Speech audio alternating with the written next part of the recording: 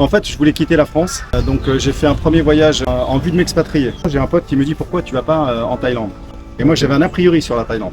Pour moi c'était les go-go bars et puis aucune infrastructure, enfin voilà, à part faire la fête et aller sur la plage, il n'y avait rien d'autre à faire. Donc je suis parti exactement 43 jours et pareil, dans l'optique de me mettre un peu comme si je devais y habiter, c'est-à-dire, alors bien sûr j'ai fait la fête, la plupart de mes journées c'était pour découvrir donc Bangkok, pour découvrir tous les quartiers, pour vraiment même visiter quelques appartements, pour pas forcément les appartements mais les condos, pour voir dans quel quartier je pourrais vivre. Et alors ce qui a été sûr, c'est que j'ai pris une claque quand je suis arrivé à Bangkok. Bangkok, ça me fait penser à New York, avec un côté un peu plus bordélique, mais un bordel organisé. Et puis cette mixité entre, tu peux voir une Rolls Royce, une Lamborghini et puis un tuk-tuk.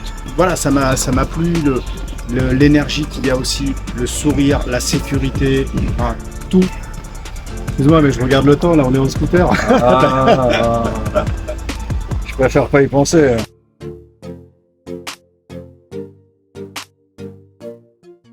Alors salut, comment ça va Renaud? Ça va et toi William? Impeccable, très bien. Je suis très content de te recevoir sur la chaîne, ça fait plaisir. Ouais, bah écoute, moi ça fait plaisir de faire ta connaissance. Les amis, pour ceux qui ne connaissent pas Renaud, tu peux te présenter un peu? Ouais, bah en fait je suis comme toi, j'ai une chaîne YouTube qui s'appelle Easy Thai Life, où je parle de la Thaïlande, je fais des interviews. Et voilà, je raconte mon expérience ici de vie en Thaïlande, mais la différence de toi, c'est que moi j'habite à Bangkok. Ouais, on en parlait. Ouais. Et il va falloir que je vienne un peu plus souvent à Hawaï. Ça fait combien de temps que tu es en Thaïlande alors? Ça va faire bientôt 2 ans. Ok. Et pourquoi la Thaïlande alors? Pourquoi la Thaïlande? Allez, en fait, je voulais quitter la France. Donc j'ai fait un premier voyage au Mexique, en vue de m'expatrier. Donc j'ai été pendant un peu plus d'1 mois au Mexique. C'était en plein pendant le Covid. À 3 jours près, j'ai pris un billet d'avion et je suis parti au Mexique et j'ai découvert le Mexique pour voir si je pouvais m'y plaire. Alors c'est un très beau pays pour voyager. Après, c'est pas très sécure. Il faut parler espagnol. Et bon, déjà que mon anglais il n'était pas au top, mais j'avais plus de facilité à pouvoir parler anglais. Et puis en revenant donc du Mexique, je me suis dit non, je pense pas que j'ai envie de, j'arrivais pas à me projeter à vivre là-bas pour y vivre. Donc déjà Cancun, je voulais pas du tout, Mexico non plus. Ou alors j'allais me retrouver au bord de la mer à Tulum, mais franchement c'était pas mon truc. Et en rentrant, j'ai un pote qui me dit pourquoi tu vas pas en Thaïlande. Et moi j'avais un a priori sur la Thaïlande.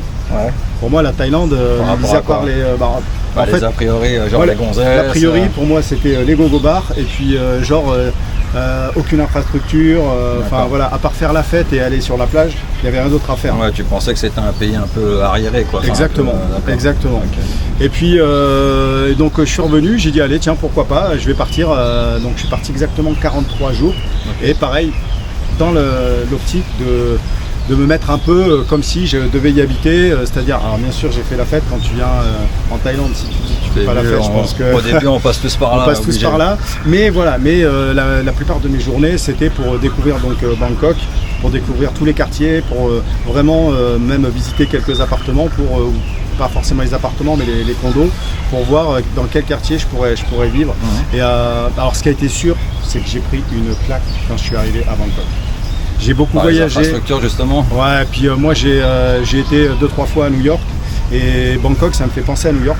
Ouais, clairement. Et alors, parce que je dis souvent moi aux gens, je dis que Bangkok ça ressemble beaucoup à New York. À New York avec un côté beaucoup plus fun, avec un côté un peu plus bordélique, mais un bordel organisé. Et puis cette mixité entre, tu peux voir une Rolls Royce, une Lamborghini et puis un tuk-tuk. Tu peux voir des gens très très riches. D'ailleurs sur ma chaîne, j'ai pu sympathiser en fait avec des personnes qui sont dans le supercar, donc qui roulent en Lamborghini, qui roulent en Ferrari, qui roulent en Rolls. J'ai passé quelques week-ends avec eux comme ça en immersion. C'est des gens, tu vois, voilà, on était comme toi et moi, simple, Bermuda, t-shirt ou chemise. Et encore là, on a mis une chemise, tu vois. Mais les week-ends, ils les passent vraiment à la cool. Et donc voilà, donc ça c'est maintenant depuis que j'ai ma chaîne, avant je les connaissais pas du tout, mais voilà, ça m'a plu, l'énergie qu'il y a aussi, le sourire, la sécurité, tout m'a plu. Ouais, je vois tout à fait, ouais. Ça te convient parfaitement, toi, Bangkok? Alors, Bangkok me convient parfaitement. Alors moi, je pars du principe, en fait, souvent, tu vois, quand tu dis, je pars du principe que rien n'est définitif. Mais déjà, la vie en elle-même, pour moi, elle n'est pas définitive. Tu nais, puis à un moment donné, tu meurs. Tu te mets en couple, et puis à un moment donné, tu te sépares. Tu fais un travail, puis à un moment donné, on sait jamais ce qui peut arriver dans la vie. On sait jamais ce qui peut arriver, mais je m'y projette pendant des années et des années. En tout cas, c'est là maintenant que j'ai envie de vivre. J'ai envie de rester. Quand je suis venu ici en repérage, on va dire, pendant 43 jours, je suis resté presque un mois sur Bangkok et j'ai été visiter Phuket. J'ai même pas été à Pattaya. Pareil, j'avais un a priori sur Pattaya. Pour moi, c'était... c'était un bordel à ciel ouvert. C'était un bordel à ciel ouvert avec des branleurs qui viennent de France pour foutre le bordel là-bas. J'avais cette image-là. Alors, il y a un peu ça, mais en fait, pas tant que ça. Ouais, depuis, j'ai été à Pattaya. Et il n'y a pas que ça non plus. Jomtien, tu peux vraiment, tu peux faire ce que tu as envie. Si tu as envie d'être dans la folie, tu peux être dans la folie. Si tu as envie d'être au calme, tu peux être au calme. Et c'est la même chose ici à Bangkok. Ouais, bien sûr. Vraiment, comme partout en Thaïlande, en fait, c'est ça, c'est ce que j'essaye de dire aussi. C'est que les personnes, beaucoup de personnes ont des a priori, ils pensent que la Thaïlande, c'est ça, que c'est le bordel, les soirées, machin. Et en fait, ce que j'essaie d'expliquer aussi, c'est que tu peux avoir une vie totalement normale, calme. Si tu veux avoir une vie de famille, c'est possible. Bien sûr, bien sûr. Et donc, et après, pourquoi Bangkok? J'ai été à Phuket. Il y a beaucoup de retraités qui aiment Phuket ou Koh Samui, par exemple. Bon, moi, je me suis dit, je vais tourner en rond. Tu vois, tu es quand même sur une île. Ouais, ça fait plaisir d'aller à la plage et tout, mais une fois que tu as fait ça, j'avais peur de tourner en rond. Donc, c'est pour ça que j'ai choisi Bangkok. J'adore cette ville. Et donc après, pourquoi pas essayer. Je suis pas figé en fait, donc pourquoi pas venir passer peut-être une année ou 6 mois sur Hua Hin, sur Pattaya. Koh Samui, j'irai pas un an. Phuket, j'irai pas un an non plus. Après, j'ai pas trop accroché non plus avec Phuket. Donc, Phuket, il y a le problème du climat aussi, il pleut 6 mois de l'année à Phuket, faut être... C'est ça. Donc là, tu vois, on est en pleine saison de pluie, on est à Bangkok, on est au mois d'août, et bon, voilà, on a une petite averse. Il se met à pleuvoir. Exactement. Il pleuvait pas une goutte juste avant, et on arrive, il se met à pleuvoir. Mais ce qu'il faut savoir, c'est que la saison des pluies, d'ailleurs, tu vois, même pour tes abonnés, vous pouvez venir au mois de juillet, au mois d'août, et même clairement. Sur Bangkok, et le climat, il est beaucoup plus agréable, parce qu'en avril, mai, il fait moins chaud. Il fait très chaud. Et là, au mois de juillet, août, alors je vais parler de Bangkok, souvent tu as une averse. Et encore là, tu as vu qu'il ne pleut pas beaucoup, mais il y a des fois, tu as des trompes d'eau qui commencent à pleuvoir. C'est un truc de fou. Mais ça va être à souvent fin d'après-midi, tu vois, vers 17h. De 17h à 18h, tu as une grosse averse et puis après, tu n'as plus rien. Ouais, ça dure 1 heure, 2 heures. Mais des fois, même pas. Des fois, un quart d'heure, 20 minutes et c'est fini. Ouais, c'est un peu comme à Hua Hin de toute façon. Surtout les amis, n'oubliez pas de vous abonner, de liker la vidéo et de commenter la vidéo. N'hésitez pas à aller faire un petit tour sur la chaîne de Renaud, Easy Thai Life. Dis-moi, qu'est-ce que tu as comme visa Renaud alors? Moi en fait, je viens d'avoir 50 ans, donc j'ai un visa retraite. Et avant, j'étais venu avec un visa étudiant. Ok. Donc c'est quoi les bénéfices du visa retraite?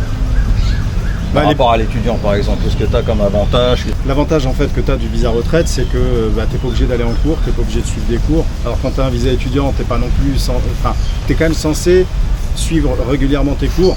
Après ils peuvent être assez souples. Je vais pas donner de mauvais conseils en disant de prendre un visa étudiant, de faire en ligne et voilà, tu vois. Vraiment, le mieux en plus les cours sont compris dans ton visa, donc tu as des heures d'école, autant y aller pour apprendre la langue. Exactement, donc tu peux apprendre la langue, mais tu peux même par exemple prendre un visa étudiant pour apprendre la cuisine, pour apprendre la boxe thaï, pour apprendre l'anglais. Tu n'es pas forcément obligé d'apprendre le thaï. Moi j'avais choisi de prendre des cours de thaï parce que ça me fait plaisir quand je discute avec des Thaïs de dire 2-3 mots, 2-3 phrases, j'en dis pas plus si tu veux. C'est ça, et puis même pour ça fait plaisir, même pour s'intégrer, voilà, on habite là, donc il faut parler un petit peu. C'est ça, tu montres que tu t'intègres. Après, l'avantage du visa retraite, c'est le prix, c'est-à-dire qu'il est pas cher. Donc il y a quelques ça te revient à combien ton visa par an? En général, je ne calcule pas trop, donc, mais je vais essayer de voir. Quand tu fais un visa retraite, en fait, c'est pas 1 an, c'est 15 mois. Donc ils te donnent les 3 premiers mois. Donc en fait, quand tu vas déposer ton dossier, tu déposes ton dossier, ils te donnent 3 mois. Et donc là, je crois que tu dois payer 2000 bahts, 1900 bahts, tu payes 2000 bahts. Si tu veux un rayon prix, tu vas payer... une extension, quoi. Voilà. Après, tu vas refaire ton dossier pour avoir un an, pour avoir 12 mois. Et puis c'est tout. Donc il y a des conditions. Soit il faut avoir 800 000 bahts donc, de déposer sur un compte ici en Thaïlande. Soit il faut prouver d'un revenu de un peu moins de 700. Voilà, c'est ça, 2700 euros. Ce que j'ai envie de dire, c'est que j'ai presque envie de donner le conseil à toutes les personnes qui ont 50 ans et qui veulent... En fait, quand on dit visa retraite, on s'imagine, ça y est, il y a retraité, il y a deux types de retraités. Il y a le retraité qui a, 65 ans, ou un peu moins ou un peu plus, et qui lui a sa vraie retraite, et qui peut vraiment décider qui touche sa retraite de France, et qui vient vivre ici. Mais il y a aussi tous ceux qui peuvent avoir 50 ans, bénéficier de ce visa retraite. Comme toi par exemple. Comme moi, et prendre une année. Ça ne veut pas dire que vous n'allez plus jamais retravailler, ça veut pas dire tout ça en fait. Mais pourquoi pas au moins venir découvrir la Thaïlande. Tu sais que tu peux rester un an, tu peux être tranquille, et puis ça peut te permettre de prendre du recul sur ta vie, ça peut te permettre de prendre du recul sur ton business, sur plein de choses en fait. Ouais, bien sûr. Ouais. Pourquoi tu t'es lancé sur YouTube? Alors je me suis lancé sur YouTube parce que la Thaïlande ça me plaisait beaucoup, et puis j'avais démarré un petit peu cette chaîne. Honnêtement je ne savais même pas trop où j'allais. Je ne savais même pas trop qu'est-ce que j'allais faire. Alors je savais que je voulais faire des interviews, je savais que je voulais partager mon expérience, mais j'avais pas de grosse idée. Et puis en fait, t'avais pas un véritable concept. J'avais pas un véritable concept, mais voilà, comme je dis souvent, ce qu'il faut, c'est faire un premier pas, et puis on ne sait pas où ça peut nous mener. Ouais. Moi personnellement, c'est vrai que la chaîne YouTube, ça m'a permis de rencontrer énormément de personnes, de connaître non seulement des Français, mais des Thaïs. Alors forcément plus des Français que des Thaïlandais, mais en même temps ça ouvre ton esprit quand des fois je veux trouver des sujets à faire ou des trucs comme ça, comme j'ai été au Grand Prix de Bangsen où j'ai fait une vidéo là-bas. J'avais fait un week-end aussi avec en supercar. Voilà, certaines fois en fait j'amène un petit peu, quand j'ai été voir aussi des cascades, j'ai été faire son crâne en immersion dans une famille thaïlandaise. Voilà, donc c'est une aventure en fait, c'est une aventure. Ouais, puis comme tu dis, ça permet de rencontrer énormément de gens, donc c'est super sympa, surtout quand on vient de s'installer en Thaïlande, ça peut aider aussi pour plein de choses, quoi. Ouais, exactement. Ça peut être professionnellement, ou enfin voilà, si on a des projets ou quoi, ça peut beaucoup aider. Et puis c'est sympa. Enfin, moi j'adore partager tout ce qui est expérience sur la vie en Thaïlande. Comme toi tu connais assez bien Bangkok, est-ce que tu peux nous donner un endroit incontournable à Bangkok? Des endroits incontournables, il y en a plusieurs. Alors ça dépend, encore une fois, ça dépend de pourquoi tu viens, etc. Allez, je vais dire, si la personne... Déjà, un de tes endroits préférés à Bangkok? Alors, je vais plutôt commencer par donner un conseil. Ouais. C'est-à-dire que si vous prévoyez de venir en vacances en Thaïlande, même si c'est Phuket, Koh Samui, parce que vous voulez aller vous dorer la pilule sur la plage, prévoyez dans votre séjour de passer 3 jours sur Bangkok. C'est pas la peine de passer c'est ce que je conseille plus toujours, de jours, mais passer 3 3 jours sur Bangkok. Vous allez pouvoir aller voir des super rooftops. Alors là, au niveau des prix, forcément on n'est pas sur des prix thaïlandais, mais par exemple si tu veux te prendre un cocktail, tu vas payer ça peut-être 10 euros. Ouais, c'est un peu entre 5 et 10 euros. Entre 5 et 10 euros suivant le cocktail que tu prends. Mais bon, en France, si tu vas à Paris sur vraiment un super endroit, tu paieras 3 fois le prix. Ça sera minimum 10, voire plus, beaucoup plus. Et des rooftops, voilà, il y en a tellement, j'ai envie de dire, vous tapez rooftop Bangkok sur Google et vous allez voir, souvent c'est dans des hôtels. Alors je sais qu'il y a le Marriott par exemple, voilà, je donne celui-ci, c'est un des plus jolis. Allez, je vais dire celui-là, pour des rooftops, c'est le Marriott. Ouais. Après il y en a d'autres, mais le Marriott il est vraiment exceptionnel. Je n'ai jamais fait celui-là. Après, ce que vous pouvez aller faire, c'est les temples, donc il y en a plein. Le plus joli et celui que je préfère, c'est Wat Arun. Ok. Pareil, vous taperez sur Google Wat Arun. Il est magnifique, et l'avantage que vous pouvez faire en fait, voilà, c'est ça. L'avantage, ce qu'il faut en fait quand vous allez au temple à Wat Arun, c'est de prévoir après. Il y a un super grand mall en face. Icon Siam, c'est ça? Icon Siam. Et ce que vous pouvez faire, donc vous êtes obligé de prendre un petit bateau pour y aller, et vous prévoir donc en face le Wat Arun. Vous pouvez aller avoir donc, ce fameux mall, mais vous prévoir une petite soirée pour voir le coucher de soleil. D'accord. Et vous voyez le Wataroun et vous avez un coucher de soleil et vous pouvez... le soleil se couche derrière le Wataroun. Voilà, c'est ça. Ah, okay. Et ça c'est magnifique. Ah, ça doit être magnifique. Ou alors, de la même manière, si... et au Wataroun, excuse-moi, je te coupe juste une petite minute. Au Wataroun, c'est pas là où c'est qu'on peut se mettre les habits traditionnels thaï aussi, prendre des photos et tout. Ouais, c'est ça. Okay, c'est ça. Ouais, donc ça peut être sympa à faire aussi. Ouais. Si vous ne mettez pas en face et vous voyez le coucher de soleil, vous pouvez rester sur le bateau, faire un tour et c'est vraiment magnifique. Moi perso, c'est comme ça que j'y étais 2-3 fois et la meilleure des fois, c'était ça à fin d'après-midi, coucher de soleil.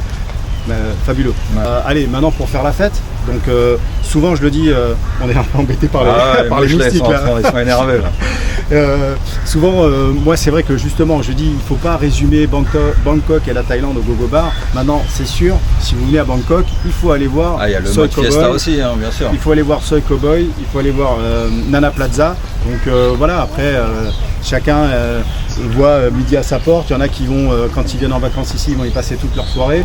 Bon, mais sans aller jusqu'à là. Vous pouvez très bien aller y passer 1 ou 2 soirées. Il y a plusieurs établissements, il y a plusieurs trucs. Au moins aller voir une fois, quoi. Bien sûr, oui, c'est quelque chose qu'il faut aller voir. C'est à faire. Pour les sorties, moi maintenant je sors plus trop Soi 11. Donc c'est la Soi 11.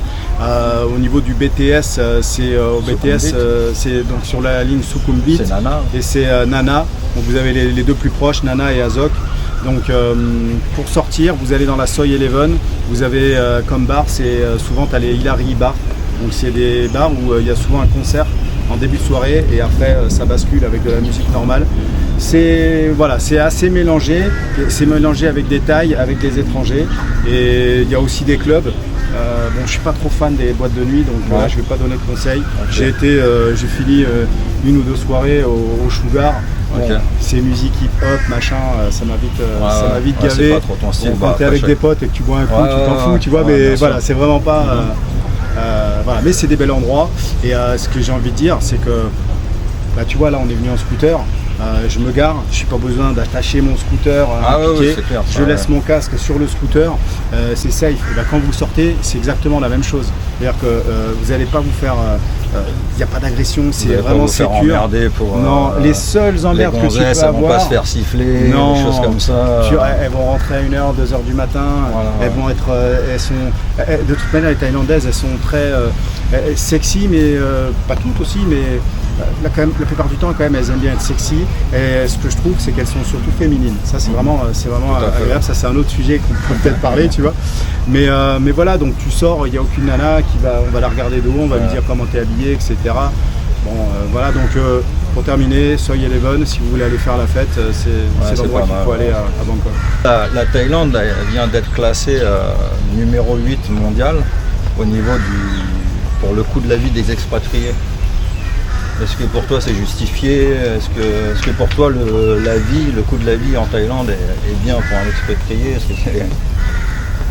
Tu vois ce que je veux dire? Ouais, mais clairement. En fait, le coût de la vie ici en Thaïlande, il est vraiment beaucoup plus faible qu'en France. Alors, il augmente, hein. C'est un peu comme partout. Il y a une inflation comme dans le monde entier. Ouais. C'est normal. Si vous mangez thaï, il y a plusieurs façons de manger thaï. Vous pouvez manger, vous savez, la street food, les restos.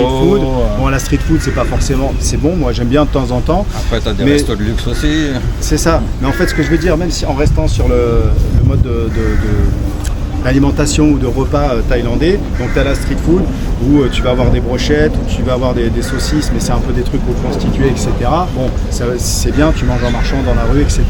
Après, tu as aussi la street food où là tu es assis sur des tables, souvent en plastique ou en métal très léger, et tu vas manger des plats thaïlandais, où tu peux manger des salades, les noms... som tam, etc. Som tam, voilà, tu vois, où tu peux manger donc des plats...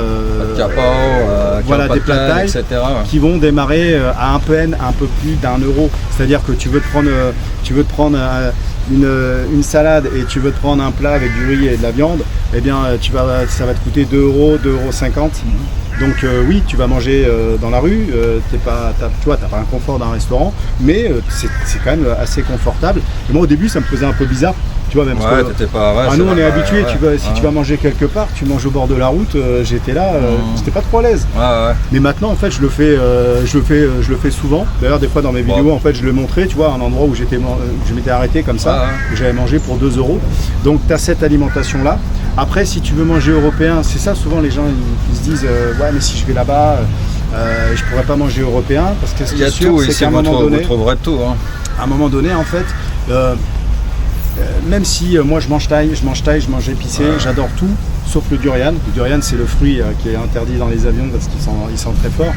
En fait, ici tu peux manger européen également, et aussi bon qu'en France, et pour beaucoup moins cher. Par exemple, tu veux prendre un hamburger avec des frites et une bière, ça va même pas te coûter 10 €. Ouais, on a Essaye un de faire ça hamburger en fait France, maison, de bonne qualité. À 4 €, voilà, et tu veux prendre une ou deux bières, tu en as pour 8 €. C'est ça. Donc voilà, pour le coût de la vie, sur ces choses-là. En sachant quand même que la bouffe européenne est quand même toujours plus chère que la bouffe thaï. C'est ça, c'est ça. Parce que c'est normal. Elle est plus chère que la bouffe thaï, voilà, mais ça par reste, rapport aux produits, c'est normal.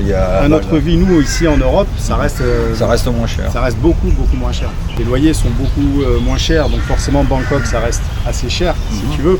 Mais si tu comme compares toi, par une grande exemple, ville, toi, tu m'as dit que tu payais ton 22 000 bahts. 22 000 bahts, donc ça fait 550 €, mais tu es en plein centre de Bangkok.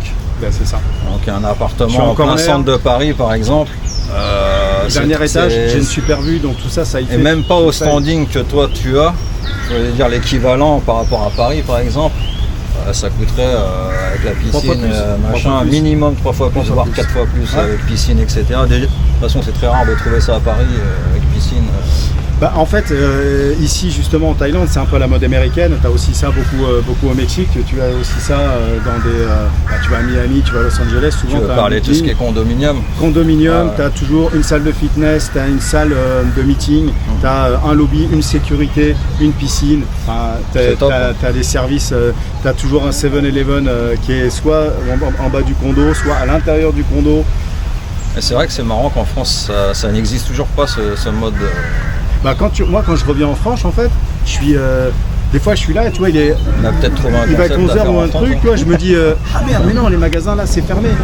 Là c'est de telle heure à telle heure. Là tu rentres à 3h du matin, 4h du matin, tu veux manger, tu peux manger. Ouais, tout est ouvert à n'importe quelle heure. Tout est ouvert. Tu veux pas tout, mais beaucoup de choses sont ouvertes toute la nuit ou très tard. C'est ça, tu as oublié ta brosse à dents, bah, tu vas t'acheter une brosse à dents. Tu vas aller au Seven, voilà, ou au Tops Market. Donc ouais, pour ça c'est vraiment top. Est-ce que pour toi, l'expression sabai sabai, tu connais l'expression sabai sabai? Je connais l'expression.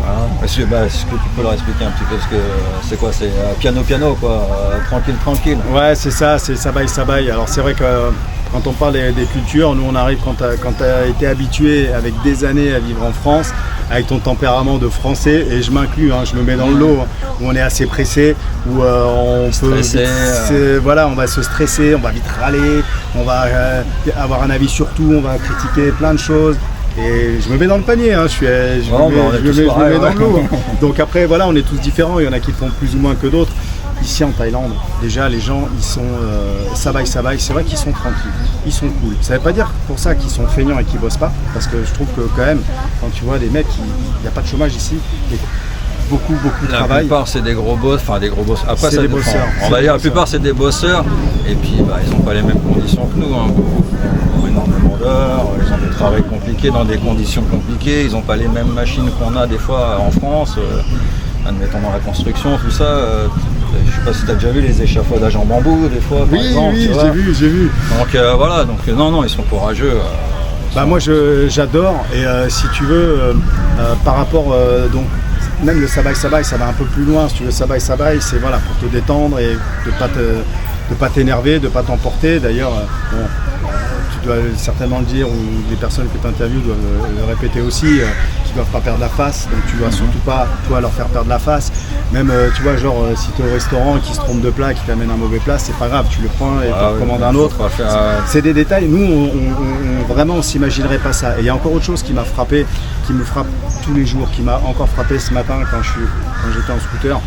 Tu vois, les gens ici prennent soin donc ils vont prendre soin des gens, ils vont prendre soin des clients. Alors entre familles, ils prennent soin des aînés, ils prennent soin d'eux, mais ils prennent soin en fait de l'ensemble des gens qui vont être autour d'eux, y compris, tu vois, la dernière fois je rentrais au badminton, je me suis mis au badminton maintenant, et si tu veux, il y avait une femme qui traversait avec une vieille dame qui traversait avec une femme un petit peu plus jeune. Ils n'étaient même pas sur le passage piéton ni rien, c'était sur une grande artère en plus, tu vois.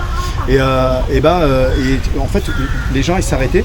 Et il y a un gars en scooter quand il te font signe de s'arrêter, tu vois, il te lève le bras, comme ça. Donc moi j'arrivais derrière, je m'arrête, tout le monde s'est arrêté en fait. T'avais un camion, bon il y avait que 2 voies, mais 2 ou 3 voies.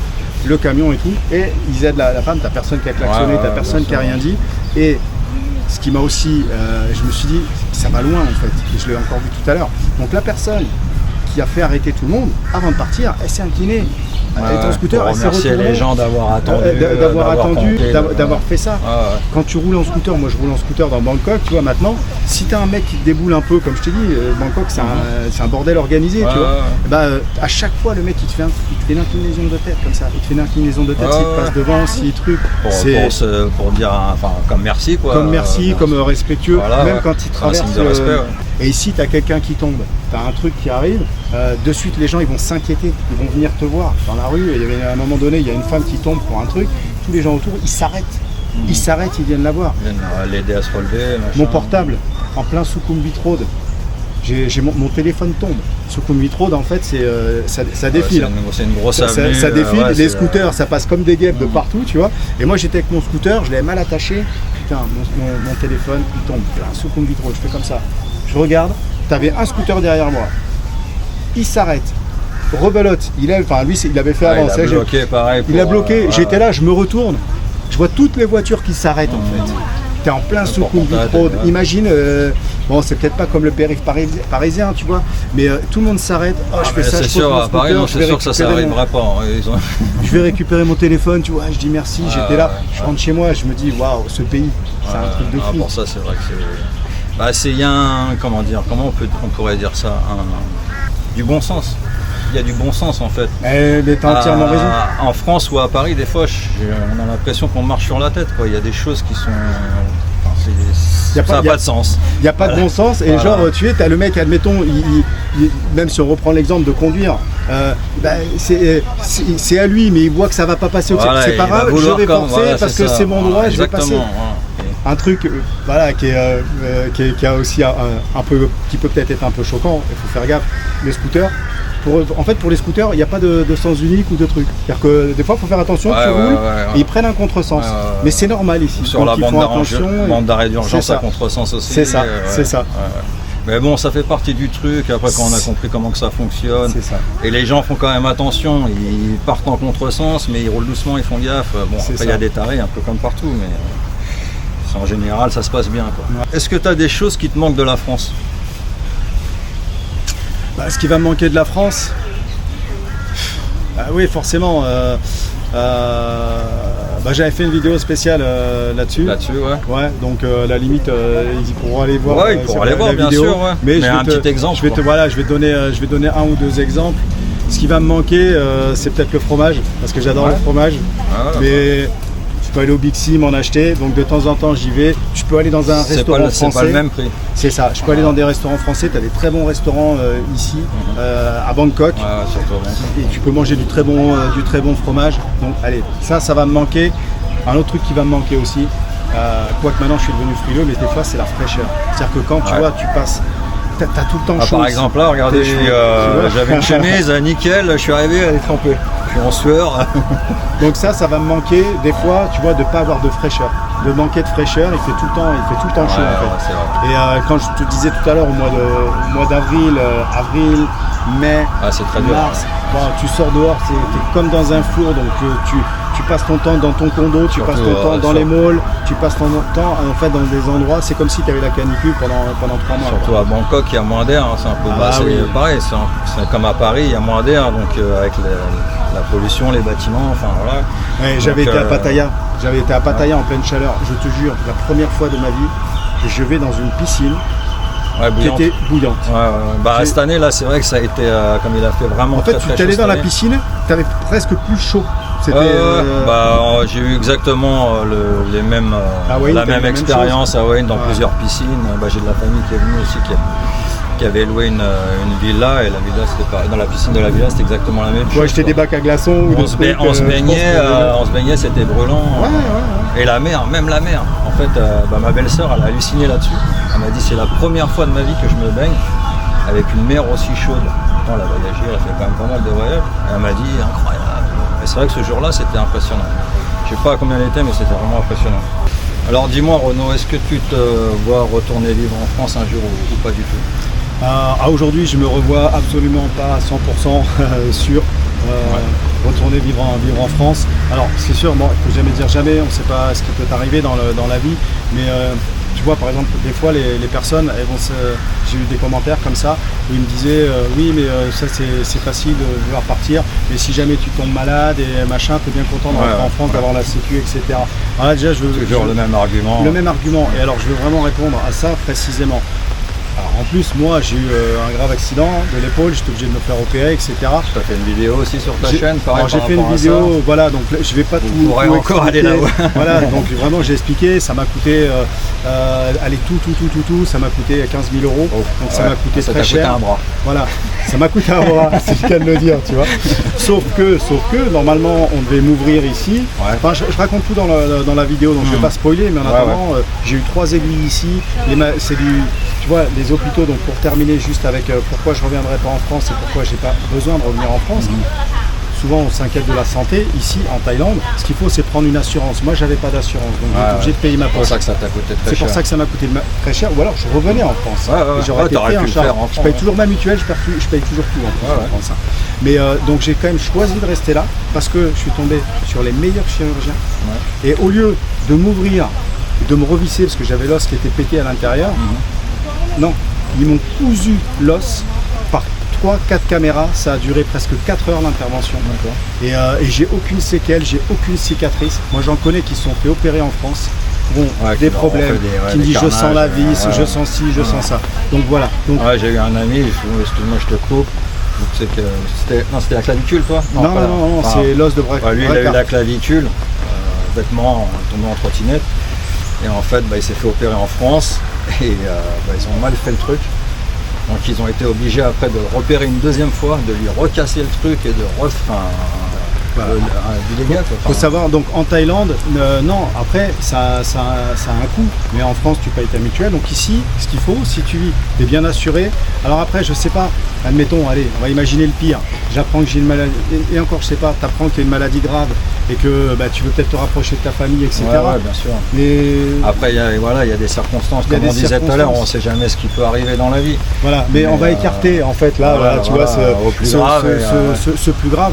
Non, et comme je vois souvent même sur ma chaîne, la plupart des gens, les expatriés qui rentrent en France, qui quittent la Thaïlande, c'est pas parce qu'ils en ont marre de la Thaïlande, c'est parce qu'ils peuvent plus y rester. C'est parce qu'ils n'ont pas le choix. Soit ils ont plus d'argent, soit ils peuvent plus avoir de visa, soit ils ont des problèmes. Mais si tu peux rester vivre en Thaïlande, mais tu restes. Moi, pareil, j'ai fait une vidéo aussi. Et en fait, le titre c'était ça, c'était il n'y a pas photo entre la France et la Thaïlande. Et après c'est pareil, c'est pas méchant, hein, mais c'est vrai. Quand on vient en Thaïlande et quand on vit en Thaïlande, on n'a vraiment pas envie de retourner en France. Ça te transforme. Parce que voilà, et la vie est beaucoup plus douce ici, et tout est beaucoup plus simple, beaucoup moins stressant, et on est heureux, on est épanoui. Enfin moi personnellement, je suis très heureux, je suis très épanoui en Thaïlande, beaucoup plus qu'en France. Et voilà quoi, et j'ai pas du tout envie de retourner en France non plus. Puis là, je pense que toi, tu es tranquille pendant des années maintenant. J'espère. Après, pareil, on sait jamais ce qui peut se passer dans la vie, hein, mais normalement, avec ce qui arrive. Il a un scoop, il va pas vous dire dans cette vidéo, mais moi, il m'a dit un truc en off. Vous le saurez dans sa vidéo, comme ça, vous irez voir sa vidéo. Il m'a fait une révélation. Exactement. Donc, voilà. Ça vous donne une raison pour aller voir sa vidéo. Pourquoi, à ton avis, il y a de plus en plus de Français qui veulent s'expatrier en Thaïlande? Déjà la situation générale du pays, c'est-à-dire en France, que ça soit au niveau de... Alors moi j'aime pas regarder les infos parce qu'il n'y a que du négatif, mais vraiment en étant concret, moi j'ai des amis qui sont agressés, qui sont cambriolés. Vraiment en France, l'insécurité c'est un gros problème, le pouvoir d'achat, le coût de la vie c'est un gros problème. Donc il y en a beaucoup. La seule erreur à faire, c'est de ne pas se dire ah c'est bon, genre, les impôts aussi, mais l'erreur peut-être à ne pas faire, c'est de dire bon c'est bon, je vais aller en Thaïlande, je vais gagner beaucoup d'argent, je vais pouvoir travailler. Ça va pas forcément être plus facile. Donc il y aura aussi des défis à relever. Mais je rigole parce que ça va handicap. Voilà. Un truc que j'ai vu aussi, il faut que je te dise. Sukhumvit. J'étais à Sukhumvit, donc des jeunes comme étudiants. Ils ont tout l'uniforme, tu vois. Et ils étaient sur.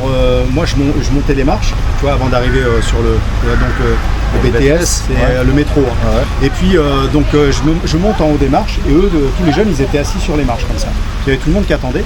Et puis il y a le chef de gare qui siffle, il siffle vers moi comme ça, il fait des grands gestes comme ça. Je me regarde, je me retourne, je dis non, il n'y a rien. Puis il arrive, mais d'un pas, il resiffle.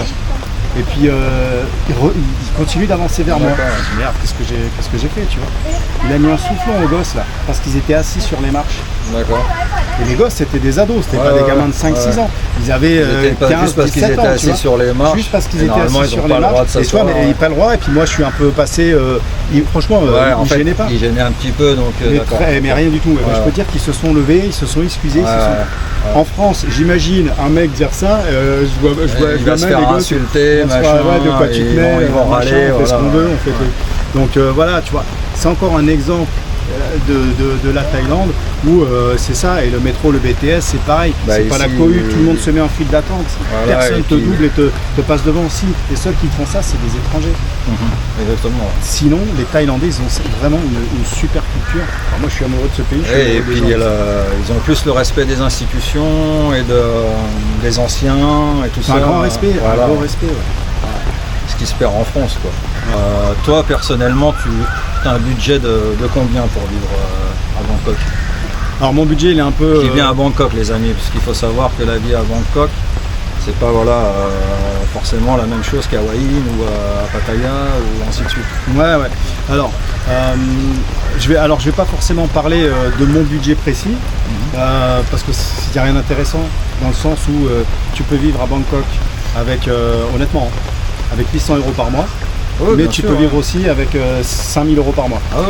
Donc j'ai envie de dire, allez, pour vivre à l'européenne, si tu as envie de venir à Bangkok, que tu as envie de te faire quelques rooftops de temps en temps, sans rien faire de folie, que de temps en temps tu as envie de te prendre un avion, d'aller à Koh Samui, passer une semaine, etc. Un petit week-end, une petite semaine, avoir un budget d'hôtel. L'idéal, c'est d'avoir 2000 € par mois. Pour être vraiment confortable. Tu peux vivre sur Bangkok 1300, 1500. Tu fais pas de folie, ça t'empêche pas d'aller prendre ta bière le soir si tu veux te poser et manger un petit plat. Tu vis très bien. Regarde, c'est pas compliqué. Tu prends même un condo comme moi qui est cher. Moi je paye 600 environ 600 €. Moi j'ai un pote qui habite un petit peu plus loin, à 20 minutes plus loin, il paye 350. Donc déjà il fait une économie de 300 €. Et la moitié quoi. L'électricité, ça coûte, même si ça augmente, ça coûte rien. La bouffe, ça coûte rien. Franchement, c'est pour ça quand je te dis que tu peux vivre, lui il vit avec 800 € par mois. Moi c'est ce que j'ai dit, après c'est le budget, c'est pareil, c'est un éternel débat. En fait tout le monde est différent, donc toi tu as des besoins qui vont être différents des miens par exemple, tu vois ce que je veux dire. Il y a des personnes qui fument, il y a des personnes qui boivent, il y a des personnes qui mangent beaucoup, d'autres qui mangent moins. Il y en a qui vont beaucoup dans les bars, qui boivent de l'alcool, qui sortent, etc. Donc personne n'est pareil. Donc un budget c'est compliqué en fait à dire parce que personne n'est pareil. Donc après ça dépend de vous, ça dépend de vos besoins et de vos dépenses. Si vous êtes quelqu'un de dépensier, forcément ça va vous coûter. Et ce que je peux dire en fait, c'est que souvent, donc oui c'est moins cher, mais donc ça va être 3 fois moins cher que de vivre en France. Mais faites attention parce que vous risquez de dépenser 4 fois plus. Vu que c'est moins cher en fait, tu dépenses. On se permet plus de choses. Exactement. Mais c'est ça qui est bien parce que du coup, avec le même budget, on a une vie plus agréable. On peut se permettre 3-4 fois plus de choses qu'on se permettrait en France. Je sais que la plupart des gens en France, quand ils font un resto dans le mois, ça y est, c'est fini quoi. Ils ont payé leur facture et voilà. Alors qu'en Thaïlande, on mange au restaurant tous les jours. Une dernière question. Quel est ton endroit préféré en Thaïlande? Je vais donner un endroit, mais voilà, c'est très réducteur. C'est pas. Il y a tellement de choses à voir, il y a tellement de trucs. Moi, pour l'instant, j'habite à Phrakanong, dans le quartier de Phrakanong. Je suis à 3 minutes à pied du W District. Ok. Et je vais souvent y manger tous les soirs, plusieurs fois par semaine. C'est un petit peu champêtre, tu sais, c'est une grande place où tu as plein de restaurants tout autour. D'accord, c'est l'équivalent du Ban Kun Por à hawaïenne, quoi. J'adore, tu peux manger donc de tout. Là Ouais, c'est pareil, tout, ouais. tu veux manger des pizzas, du burger, tu veux manger thaï, tu veux manger mexicain, tu peux manger exactement ce que tu T'arrives veux. à trouver tout et pas T'arrives à cher. trouver tout. Tu as même un super restaurant qui est à côté, qui est tenu par un Français d'ailleurs. Je risque même de l'interviewer là, très récemment. Où là tu as carrément le restaurant à l'européenne et qui fait également de la bouffe thaï. Et puis allez, le W District parce que mais c'est une bonne adresse pour les gens qui ne connaissent pas bien Bangkok. Le BTS Prakanong, vous faites 100 mètres à la sortie du BTS. Et alors faut pas y aller le midi parce que c'est pas un endroit du midi, c'est un endroit du soir. Vous allez vous régaler. Donc voilà, si vous voulez participer à une prochaine vidéo comme Renaud, n'hésitez pas à me contacter sur Instagram ou dans les commentaires. Merci beaucoup à toi Renaud. Merci à Ça toi. m'a fait vraiment plaisir de t'avoir sur la chaîne. Merci, très sympa William. et c'était un bon moment. J'ai bien apprécié. Le moment il va être encore mieux quand on va rentrer sous la pluie. Ah là, on va se prendre une bonne sauce en scooter. Bah tiens, tout à l'heure tu me demandais, non c'était toi, je sais plus, non, les 3 choses qui peuvent être chiantes en Thaïlande. La pluie parfois. Allez ouais, tu vois, la pluie, c'est ça. Oui, c'est moi qui te le demandais. Ouais, c'était toi. Donc on va se prendre une bonne sauce, mais c'est pas grave, il fait quand même 30 degrés. Donc, ça va rafraîchir. Voilà. Merci à tout le monde. N'hésitez pas à vous abonner les amis, on est pratiquement 4000 sur la chaîne. Donc merci déjà à tous les abonnés et abonnez-vous qu'on passe les 4000. Allez, ciao, bye bye. Bye bye, ciao ciao.